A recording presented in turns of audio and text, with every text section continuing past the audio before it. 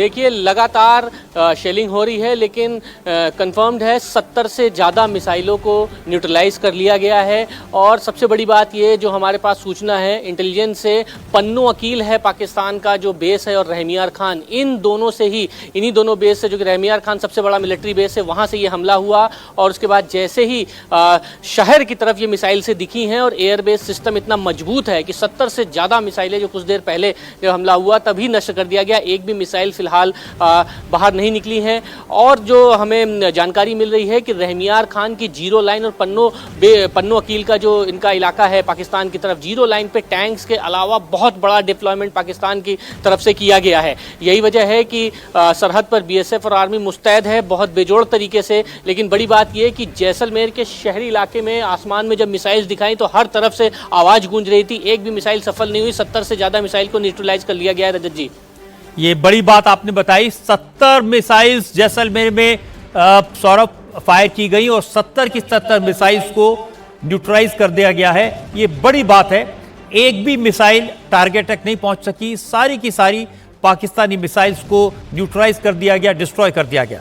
जी रजत जी, इस वक्त की परिस्थिति को पाकिस्तान के लिए लेने के देने पड़ गए बताया जा सकता है। वो भारत में नुकसान करने के लिए आया था और बिल्कुल ठीक अभी देवेंद्र कह रहे थे, हमास स्टाइल में ये उसने हमला करने की कोशिश की है। इसे स्वॉर्म ड्रोन्स कहते हैं। एक साथ बहुत बड़े झुंड में जगह जगह उसने हमारे मिलिट्री बेसिस को टारगेट करने के लिए ड्रोन भेजे। लेकिन भारत के इंटीग्रेटेड एयर डिफेंस सिस्टम ने इन सब ड्रोन्स को और मिसाइल्स को मार गिराया। और साथ में अभी जो खबर आ रही है कि उसे अपने 2 फाइटर जेट भी होने पड़े हैं। कमोडोर बेल साहब बिल्कुल सही कह रहे हैं। सबसे पहले ये एयर कमांडर मैं आपको रोकूंगा। मनीष प्रसाद के पास में एक अपडेट है। मनीष।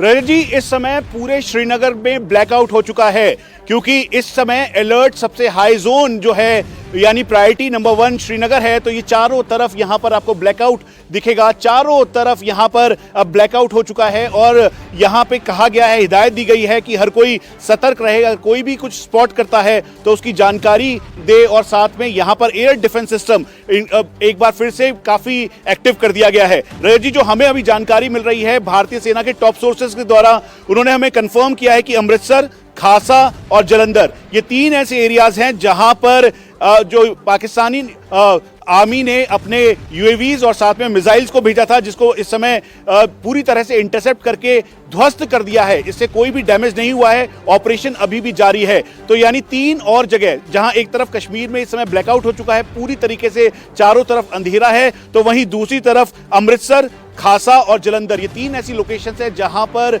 इंटरसेप्ट किया गया मिसाइल्स को, पाकिस्तानी आर्मी की, साथ में ड्रोन को इंटरसेप्ट किया गया और उसको डिस्ट्रॉय कर दिया गया है। ये बड़ी खबर मनीष प्रसाद ने बताई है।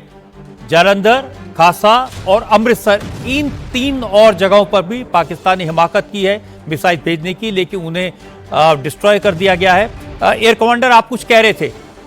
रजत जी, अगर आपको थोड़ी देर पहले याद होगा, अबाउट आधा घंटा पहले हम रहीम यार खान की बात कर रहे थे कि रहीम यार खान और जकोवाबाद वहां के 2 मेजर बेसेस हैं, जैसलमेर और बाड़मेर के सामने। और वही रहीम यार खान से ही ज्यादातर ये लॉन्च किए जाती हैं मिसाइल्स या ड्रोन्स। उसी तरीके से एक और जगह है पन्नो अकिल जो कि बॉर्डर के पास है, वो भी एक जगह से मिसाइल्स और ड्रोन्स का इस्तेमाल किया जाता है। और दूसरी चीज एक बड़ी इंपॉर्टेंट जो अभी आप सबने हाईलाइट की है कि हमारा integrated air defence system highly effective prove होता जा रहा है। और इसकी वजह से जो डीमोरलाइजेशन होगी पाकिस्तान एयरफोर्स और पाकिस्तान आर्म फोर्सेस पे, उसको बयान नहीं कर सकते। क्योंकि 2 जहाज को लूज करना किसी भी एयरफोर्स के लिए कितनी भी बड़ी क्यों ना हो, एक ही दिन में, एक ही रात में, जबकि युद्ध भी शुरू नहीं हुआ, अगर वो 2 जहाज को लूज करती है, और वो भी 2 एडवांस जहाज, एक F-16 और एक JF-17 जो उनका लेटेस्ट है, तो बहुत बड़ा धक्का। उससे ऊपर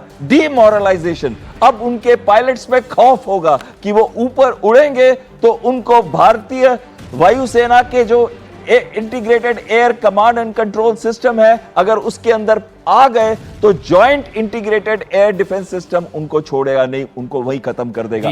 आपने जो बताया था मैं दर्शकों को एक बार फिर से समझा देता हूं। एयर कमांडर बता रहे हैं कि भारत के पास multi layer air defence system है। हमारे पास S-400 Barak Akash system, air defence gun, barrage guns के साथ साथ इंटीग्रेटेड ड्रोन डिटेक्शन टेक्नोलॉजी है। ये सारे के सारे सिस्टम एक्टिव हैं, इसलिए चिंता की कोई बात नहीं है। और इसीलिए चाहे जालंधर हो, चाहे जैसलमेर हो, चाहे जम्मू हो, हर जगह मिसाइल्स को, ड्रोन्स को मार गिराया गया। पाकिस्तान को लेने के देने पड़ गए हैं। एयर कमांडर ने जो बताया था, जम्मू से लेकर पंजाब और राजस्थान तक पाकिस्तान की कोई मिसाइल बॉर्डर क्रॉस नहीं कर पाई, नुकसान नहीं पहुंचा पाई। और दूसरी तरफ हमारे एयर डिफेंस सिस्टम ने पाकिस्तान के 2 फाइटर जेट्स को मार गिराया है। यह बड़ी खबर है। सौरभ। रजत जी, और पंजाब से लेकर के जम्मू कश्मीर और राजस्थान में कोशिश की है इस बार पाकिस्तान ने। ये कोशिश उसने पिछली रात भी की थी। पिछली रात को भी उसने इसी तरीके से अपनी मिसाइलें और ड्रोन भेजी थी। तब भी नाकामयाब हुआ, आज फिर नाकामयाब हुआ है। और इस बार तो आप सब कुछ देख रहे हैं आसमान में, चाहे वो जम्मू का आसमान हो, चाहे जैसलमेर का, ये पाकिस्तान से आए उनके ड्रोन्स हवा में नष्ट होते हुए दिखाई दे रहे हैं। और भारत के एयर डिफेंस सिस्टम की जितनी तारीफ की जाए उतनी कम है।